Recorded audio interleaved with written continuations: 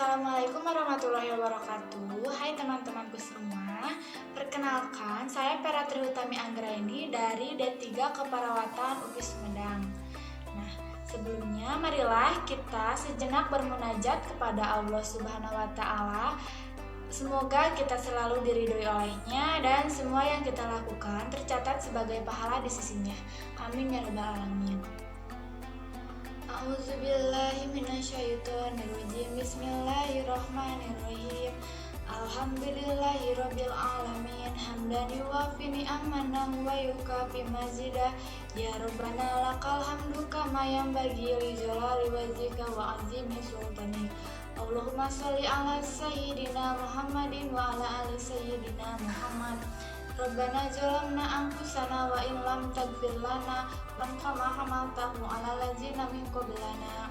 Rabbana ighfir lana wa liwalidina wa li jami'il muslimina wal muslimat wal mu'minina wal mu'minat innaka 'ala kulli syai'in qadir.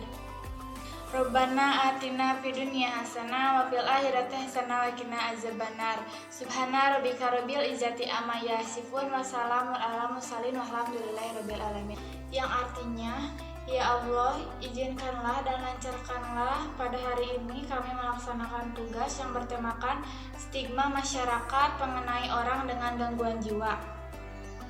Ya Allah, jadikanlah seminar ini sebagai majelis ilmu yang bermanfaat, sebagai pembangkit semangat bagi kami dan bermanfaat bagi kemajuan bangsa kami. Ya Allah, ilhamkanlah kepada kami kecerdasan dan lindungilah dari godaan syaitan yang terkutuk. Ya Allah, terangilah hati kami dengan cahaya petunjuk-Mu sebagaimana Engkau telah terangi hati hamba-hambamu yang soleh dan soleha. Ya Allah, lapangkanlah dada kami serta mudahkanlah kami dalam menimba ilmu. Rabbana atina fid dunya hasanah wa fil akhirati hasanah wa qina azabannar. Subhana rabbika rabbil izzati amma yasifun wa salamun alal mursalin walhamdulillahi rabbil alamin. Amin ya rabbal alamin. Sebelum kita masuki inti, saya akan menjelaskan terlebih dahulu apa itu ODGJ. ODGJ ini singkatan dari orang dengan gangguan jiwa. Istilah resmi bagi penyandang gangguan jiwa berdasarkan Undang-Undang Kesehatan Jiwa Nomor 18 Tahun 2014. Kebanyakan orang dari kita, masyarakat setempat, menganggap orang dengan gangguan jiwa itu orang gila. Ternyata tidak semuanya ODGJ itu orang gila. Ada yang depresi, kemudian tidak bisa menangani kecemasan pada dirinya, dan ada juga yang stres. Nah, apa sih yang harus kita lakukan ketika kita bertemu orang dengan gangguan jiwa ini? Yang pertama, hasil dari wawancara kepada ulama bahwa ketika kita bertemu dengan orang dengan gangguan jiwa ini, sebaiknya memperlakukannya dengan baik. Jangan diganggu tapi harus dibantu. Dan ada hadis yang berkata, orang gila tidak akan masuk surga dan neraka. Wala tahkuma innaman jahil. Jadi tidak boleh memberikan hukuman kepada orang yang jahil, Allah yang akan menguruskan. Nah, jadi orang dengan gangguan jiwa ini kan secara Islam dirinya itu terlepas dari hukum Islam, diantaranya sholat, zakat, sedekah, dan yang lain-lain. Nah, ODGJ ini ada juga akibat stres karena berpikir terlalu tinggi atau menghayal melamun terlalu tinggi, sehingga pikirannya terganggu dan mengalami stres. Wabdagi firman atakallah hudarul akhirah walatan sana subaka. Allah mendahului akhirat bukan dunia. Jadi untuk teman-teman semua, jangan terlalu berpikir akan dunia, tapi harus berpikir juga akan kita nanti di akhirat seperti apa. Hasil survei terhadap masyarakat kebanyakan masyarakat menyebut ODGJ adalah sebagai bentuk penyakit otak yang mengganggu psikis dan keseimbangan kimiawinya. Sikap masyarakat apabila bertemu dengan ODGJ bersikap dengan semestinya dan biasa saja, bukan untuk dihindari. Dengan merasa diterima dan tak dihilangkan martabatnya, ODGJ bisa lebih baik dalam menghadapi kondisinya, akan tapi harus melihatnya dengan memperhatikan kondisi fisiknya terlebih dahulu. Nah, selanjutnya pengaruh ODGJ di lingkungan masyarakat.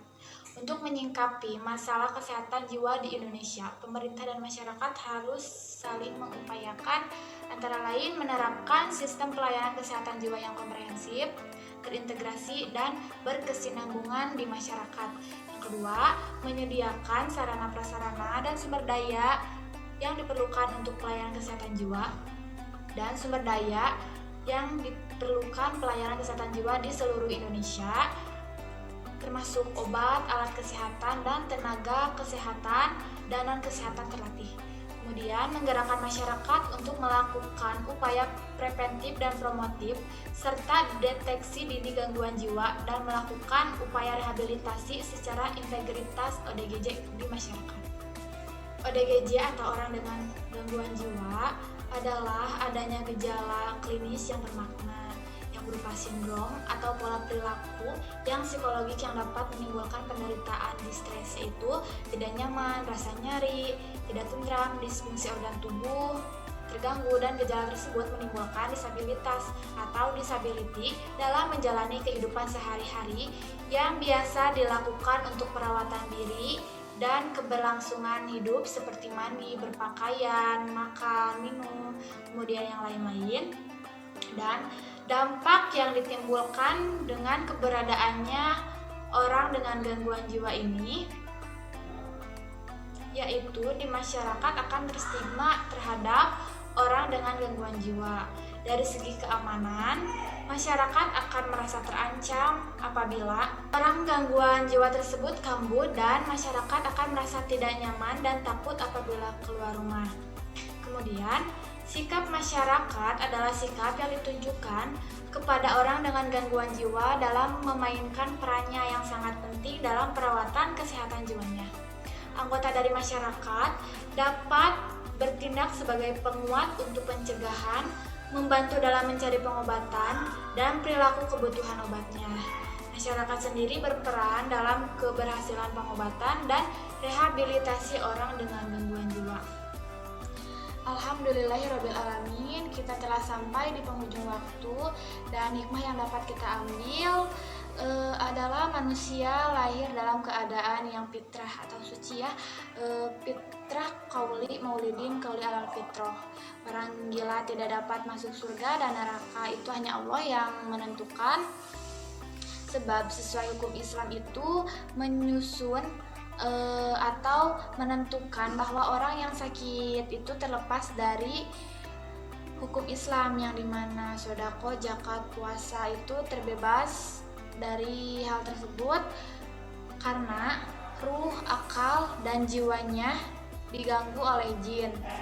Nah, terdapat dalam ayat suci Al-Quran, wala tahkuma inna manjahil, jadi tidak boleh memberikan hukuman kepada orang yang sakit jiwanya. Sikap kita sebagai manusia yang sehat, akalnya sangatlah penting dalam perawatan kesehatan jiwa, sebab dapat menjadi penguat dalam pencegahan, pengobatan, perilaku, dan kepatuhan obat. Maka dari itu, kita sesama manusia janganlah saling membedakan satu sama lain, karena kita itu di mata Allah sama sederajat. Baik teman-temanku semua, hanya itu yang bisa saya sampaikan dan sharing sebagai pembelajaran kita di pribadi yang lebih baik. Amin ya rabbal alamin. A'udzubillahi minasyaitonirrajim. Bismillahirrahmanirrahim. Allahumma inni nas'aluka salamatan fid din wa afiatan fil jasad wa ziyadatan fil ilmi wa barakatan fil rizqi wa taubatan qabla maut wa rahmatan minal maut wa maghfiratan ba'da maut. Allahumma hawin alaina fi sakaratil maut wa najatan minan nar wal afidal hisab. Rabbana atina fid dunya hasanah wa fil akhirati hasanah wa qina adzabannar. Subhana rabbika rabbil izzati amma yasifun wa salamun alal mursalin walhamdulillahi rabbil alamin. Amin ya rabbal alamin. Semoga video saya bermanfaat dan terima kasih sudah menonton. Wassalamualaikum warahmatullahi wabarakatuh.